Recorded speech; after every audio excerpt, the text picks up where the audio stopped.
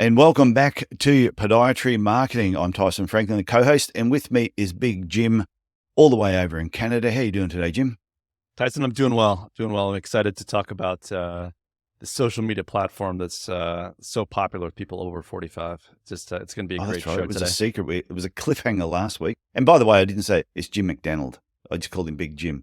So what's our topic of discussion today that everyone has been hanging out since last week to find out what it was? Yeah, I'm sure they were on the edge of their seats. But today we're going to be talking about TikTok, specifically TikTok marketing for podiatry clinics, and just a general overview as far as what is the platform. If you have kids that are teenagers or in their early 20s, they're probably very familiar with the platform. Why should you know about it as a podiatrist? What is some potential use cases for it? But just kind of give a general informational overview about the platform. I was reading recently that an article that said 40% of Gen Z prefers searching on TikTok or Instagram like over Google. I'm a big fan of Google search ads, for example, because I think they're very targeted. What are they searching for? What are they searching for on TikTok? I think it's a bit of a loose definition for search. I mean, I think they're like scrolling through looking for stuff, and they happen to get specific types of messages thrown their way. So it's not that targeted keyword type of search, but it's a different type of search, I believe. Okay. So what do we need to know about as podiatrists? Because I have seen some podiatrists on TikTok and doing embarrassing dances. Yeah, that is the platform. Because when TikTok first started, that's all you ever saw on TikTok were young kids, waving their hands together and doing movements in unison. And then that sort of went on from there. Some of them were actually quite good. They were more professional dancers doing things. But then I did start seeing podiatrists getting on there and doing dance moves as well, which I wish I hadn't have. Because there's something, once you see it, you can't unsee it. No, totally. That's a perfect example. I think there's a lot of, actually there tends to be some additional kind of educational content that's on there. Obviously it's short form. It's not long form. It's kind of, they try to make it a little bit sensational so it sticks a bit and gets that engagement on the platform. But I think it is important to note that like we're talking about Generation Z. These are people right now that are somewhere between the ages of 10 and 25. So they may not be your kind of ideal patient yet. But I think it is important to have a general sense of what this platform is. Is this short form video platform, the folks that don't know, I think it lasts usually between 1 minute and 2 minutes. You can do different types of edits. People will upload songs into and different types of audio content, but mostly a video platform to really kind of share things. People like, comment. It kind of is one of those kind of viral platforms. And definitely, I think as this kind of Gen Z matures, it is important to know what are the tools or what are the websites or the apps they're familiar with to make sure that, I think one way of saying it is like, things are always constantly changing with the way you market and advertise your practice. Things kind of happen slowly than all at once. So it's important to at least have a general sense about what TikTok is and, ways it could potentially benefit your practice. I think it's, like I mentioned, this is more for your information. I think, this is kind of lower on the rung as far as this is not something I would say every clinic needs to jump in and do right away for multiple reasons. You need to have a solid brand and logo, a solid website that's kind of your online kind of home based for your practice. Really blowing up on your local SEO, Google search ads, maybe occasional Facebook campaigns, but TikTok is probably after Facebook campaigns and things like that. But it's good to get a general sense of what it is. So even if you don't have a TikTok account right now, it was some advice that was given to me from someone ages ago. Said every time a new platform pops up like TikTok, is go and get your real estate as soon as possible. So if you go your podiatry business name, go and get that at whatever your podiatry business name is as soon as you can, because you don't know, this platform might be the next big thing. Because like you said, it's 10 to 25-year-olds are on there at the moment, but once they get sick of it and they move on, and then grandma moves in, which is what my daughter says about Facebook, is it could be the same thing with TikTok. So I think get your real estate. No, get your real estate, get your username, just have it there, whether you post or not. It's really important just to like have a general sense of what's happening. I think what you mentioned was not too dissimilar from what happened the early to mid 90s with websites. Websites used to be this text or like ugly thing that was just kind of a static page that just gave the general information, maybe your phone number, but was really not useful. But now a website can be used to chat with a clinic, to make an appointment. I think people see the value of a website, but maybe like they didn't see that type of value back in the early to mid 90s. And it can be the same thing with some of these different social media platforms. So it's important to have an idea about that. Like I mentioned, like there's different ways of using TikTok. I don't think it's going to be the biggest kind of lead generation for new patients, but if you are looking to treat people from the ages of 10 to 25 or a younger demographic, they are on here. So there are opportunities to either make content on there or advertise on the platform, and we'll get into that in a little bit. But if you do want to have a younger audience, this is one way to gain some visibility for the services you provide. But I think it's really important what you said, that between 10 to 25, but if it's nurturing long term. In Cairns here, there's a group called the Business Liaison Association. It deals with high school students. We sponsored them for like over 10 years because I knew that these high school students eventually won't be at high school, and they'll be young adults, and then these young adults will have jobs and they'll have money that they need to spend, and they'll get foot problems. So therefore I wanted them to think of us, and it really did work that way. So I can see how TikTok can, like I said, not be your number one marketing platform, but how having a presence could work for you long term. No, for sure. I think that's the thing too. Like a lot of people we talk to in our audience here in the Podiatry Marketing Podcast are practice owners, right? And to add one more thing, or to have a staff member try to, curate a TikTok may not be the best use of your resources from just a, getting new patients in the door perspective. But there are kind of different podiatry clinics out there, whether it's a group practice or maybe someone's working in a multi-specialty group where, whether you want, I don't really like the word influencer, but if you do get a following that's large enough, there's ways of creating revenue for yourself or for your practice that is not just seeing that, another 5 new patients that week. It could be brand deals. If you get enough followers, maybe I've seen, there's some people in the podiatry space that, whether it be pumping it out or kind of shilling a little bit for like different types of scrubs or shoes or different types of podiatry products for physicians, doing some brand deals and making some money that way. I've seen some folks link back to like an Amazon affiliate page where maybe they talk about, bunions or hammer toes, and there's some, non-surgical options that they get a small cut of revenue from things that are sold on Amazon. Obviously, if you're doing it in an honest and transparent manner and, really helping people, that's what it's all about. It's not about, extracting money from those folks, but there are ways to make this a way to generate a bit of additional revenue. But it does require consistency and knowledge of the platform to do that.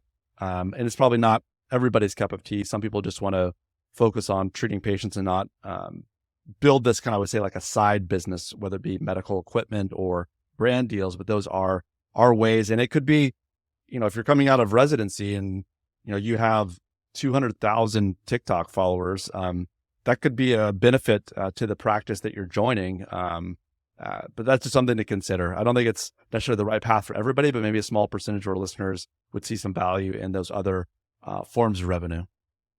I agree with you that every platform takes time, and you don't have time to be everywhere. But if you're going to choose TikTok, then I think you've just got to, same as when we spoke previously about just being consistent. It's just, if you're going to do it, be on a consistent basis, and then try and think, what message are you going to put out there on your TikTok channel about podiatry that's going to set you apart from everybody else? Because if you just get on there and go, hi, I'm a podiatrist and I want to talk about feet, it could be a little dull. So I think trying to find an angle that separates you as an idea. I mentioned to you about a builder that was a 45-year-old builder who, for some reason, set up a TikTok account. Maybe his daughter set it up for him, I'm not sure. And he just started shooting these short little videos about what he did with different tools. The next thing, he had 500,000 followers. And then he's being approached by tool suppliers. Hey, can you use this tool in this drill or this hammer? And all of a sudden he says, who would have thought I'd be making so much money from TikTok? I'm a bloody builder. He said, and he did it just for a bit of fun, but didn't realize what he was putting out, that people enjoyed watching it. So I think for podiatrists, it's the same thing. Find something that's a little bit unique, that you also enjoy doing that you can use on TikTok, but then maybe you can use it in other areas of your marketing as well. Yeah, it's important to experiment. If you do think this would be an interesting platform to try out, there's definitely, ways to, I think humor is a big thing on TikTok as well. It's not only like, I can't wait to see your TikTok channel, Jim. If I see you dancing though, I'm going to fly to Canada and have a talk to you. But yeah. So if you were going to do one, if you were going to do a TikTok channel, say, we haven't planned this. If I said, Jim, you have to do a TikTok channel, what are you going to do? What would be your first thought that would pop into your head? Just the number of times I say, maybe just like one video of me just saying, the entire time. Because I, as the listeners of this podcast say, I definitely there's things I need to work on. Not saying, is one of them. I don't know. Other than that, I'd have to kind of like think about it. I do a lot of, I don't know, I run or like, I like pizza. Like I'm a big pizza guy. So maybe some pizza TikToks. I don't know. Like pizza and footwear. Pizza and footwear, me butchering the French language. You review. Yeah. Well, yeah. But if you reviewed a pizza as well as reviewed a running shoe. Yeah. That could be it. It's like a half and half. Yep. That definitely is I'll have to be thinking a little bit more about my own channel, my own social media marketing strategies there. But I do think that even just footwear reviews, if you were right into running and you love different footwear, then it's not hard to go into a local running store, get the shoe and say, hey, can I shoot a video in here about this shoe? Do a short video on what you like about it and bang. And I bet if you tagged them in it as well, they'd be up for that as well. They, if they had a TikTok channel or like there's a way you could link back to them, they would be more than happy to let you jump in there and do those shoe reviews. Yeah. And once you've got that video, like I said, you can then put it on YouTube if you wanted to. You put it on your website, put it on Instagram. You could multiple uses. I'm all into repurposing content. That's the word I was looking for. Yeah. Repurposing content. I'm all for repurposing content. Remixing, repurposing, it's all good. But it is, I think it's finding your angle. So yours is the pizza and footwear TikTok channel. And butchering French, so. And butchering French. See, butchering French. So what you're saying then is on TikTok, it doesn't necessarily have to be about podiatry. It could just be you as the podiatrist talking about something completely different. Yeah, as long as you have a unique take, maybe it's something that's different. I think that definitely would fly. How does that promote you as a podiatrist, though? Me personally, or as the podiatrist there? Yeah, I'm talking about if you had a podiatry clinic, you would probably want to talk something more around podiatry than. Yeah, I think that would make sense. I think, if you throw in an occasional, like you talked about on your Facebook, right? If you throw in an occasional, like, I'm a human being, and I'm not just like shilling, or I'm not just like promoting 100% of the time, showing a bit of personality, maybe it's 80% shoe reviews and 20% pizza. Like, they might get that. But I think it's funny that kind of, interesting viewpoint or the way you view the world. But yeah, I think tying it back to something podiatry related would definitely be helpful, since that's your area of expertise. You should do burger reviews. Maybe. I know that Dave Portnoy from Barstool Sports, he has this pizza review like YouTube channel that I always watch called One Bite, and it's pretty solid. They do TikToks as well. Yeah. So do you find a lot of people do repurpose? They'll put it on TikTok and also a slight different version on YouTube and move it around? I think with, specifically when it comes to clinics, I think I see some individual podiatrists, usually kind of maybe late in residency or in fellowship, doing some repurposing or maybe hiring out some people to do that. I think it's still new enough that there's not a lot of podiatry clinics or physicians in practice doing TikTok, whether or not, like I said, whether or not, because there's two kinds of producing content, right? When it comes to TikTok, the first thing is like what we've been talking about, kind of creating these organic TikTok accounts. And that takes time, effort, a unique take, being consistent over long periods of time. But then there's kind of like, I wouldn't say it's the cheat code, but then there's, maybe make one video, but you want it to be seen more widely and you're willing to pay a little bit of money for it. There's a paid advertising platform with TikTok now called TikTok for Business. So that might be something that's a bit more approachable to someone in practice or someone just like wanting visibility on the platform, but not necessarily wanting to be like a TikTok star or like or just, wanting something just a little bit more from a business perspective, it might make more sense. So it's pretty much you're doing a video, but you're putting it up there as an ad more than a channel.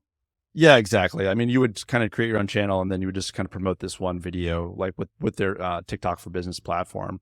And, when I looked at TikTok for Business, just some basic information about that, that's kind of like Meta or Facebook for Business, meaning that like this is their ad campaign creation platform. And, when you look at the different ways of who you can send it to, it is a pretty young platform overall, but when I looked at it earlier today, they basically list in the United States, there's 20 million people over the age of 45, like on the platform.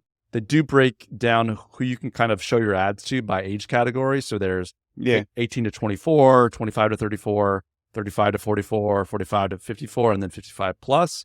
But like, they're just different ways to kind of show your specific offerings or your take to local audience as well. Because along with the age categories, you can also basically create kind of a geofence around either a city, a metro area, a state. They don't currently have zip codes. When I create Google search campaigns for my clients, some of the most highest revenue and the highest kind of return on investment opportunities are in around kind of zip code based content, or what I call like areas we serve pages. But with TikTok, it's a bit wider. You don't have kind of that finite control. Also, there's not really a way to like determine who's kind of in the market for foot and ankle services, because it's not really a search platform. It is more, I would say, awareness advertising and for visibility. People, that article I talked about said, 40% of people search for, quote unquote, search for things on TikTok. They're probably seeing things and being fed messages. I'm not necessarily sure they're looking for a podiatrist on TikTok or searching for podiatrists on TikTok, but they can be, aware that, if you are a podiatrist in the Chicagoland area or like in, let's say, Boston, and you just show your TikTok ad to that specific area, you're going to gain some awareness and visibility. I've not run any TikTok ads yet, so I can't determine whether or not they're more successful or more beneficial than Facebook. I don't think they would be as beneficial yet as Google search ads, but it's definitely a platform to be aware of that a lot of young people are on and just kind of have an eye on for the future. Well, I mentioned to you before we press record that I have a TikTok account that, not that I'm uploading anything, but I go on there and I'm looking at stuff all the time. Like you said, be wary of what you pause on, because a lot of the time what you stay on too long, which explains a few things. But yeah, my daughter said to me, if you start uploading TikTok videos, it'll be so embarrassing.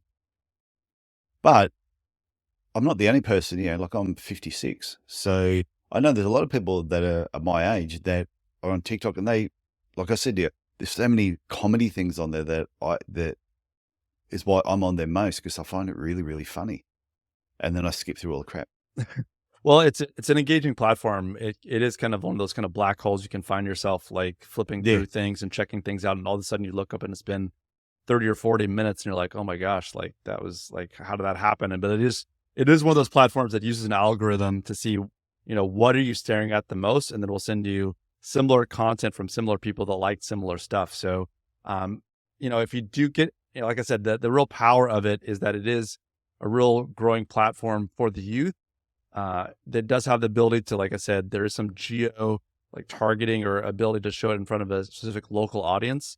I mean, if you're in a small town somewhere, you're not gonna really, it won't be useful to you. But if you're in a larger metro area or a significant metro area, it definitely could be something to look into. I think, like I said, it's just important for podiatrists to just have a general sense of what's out there. Definitely, like I said, you want to have a strong foundation of a brand and a logo, a website, Google search ads, Google business profile, email marketing. Those things are more important than these awareness, like visibility plays when it comes to paid advertising.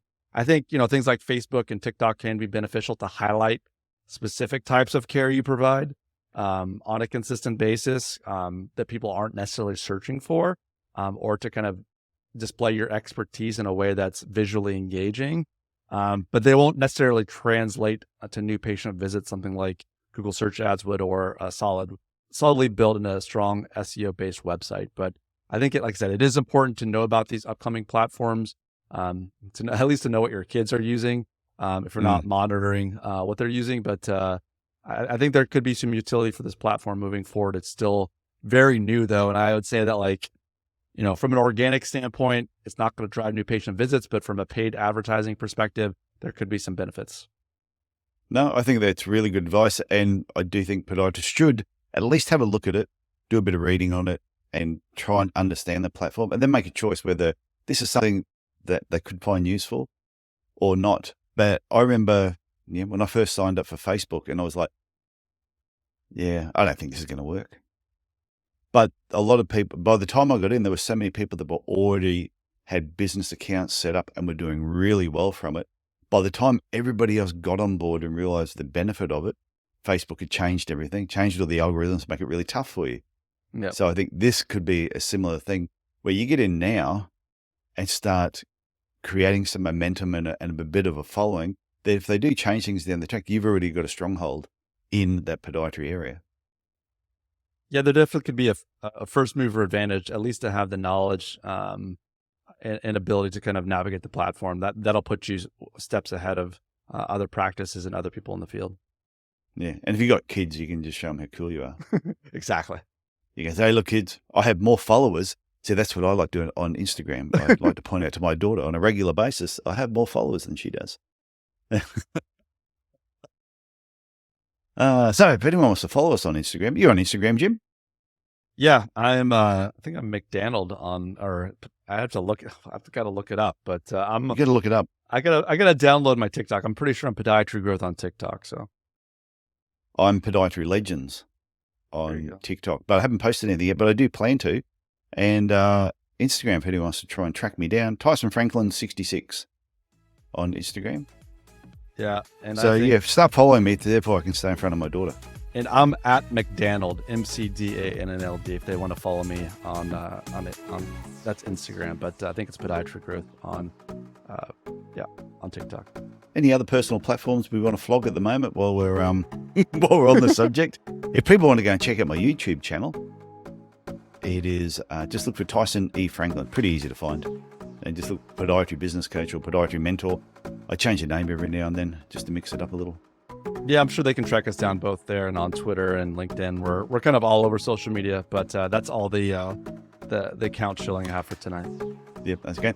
Okay, Jim, this has been fun. I've enjoyed this, and we will talk again next week like we normally do.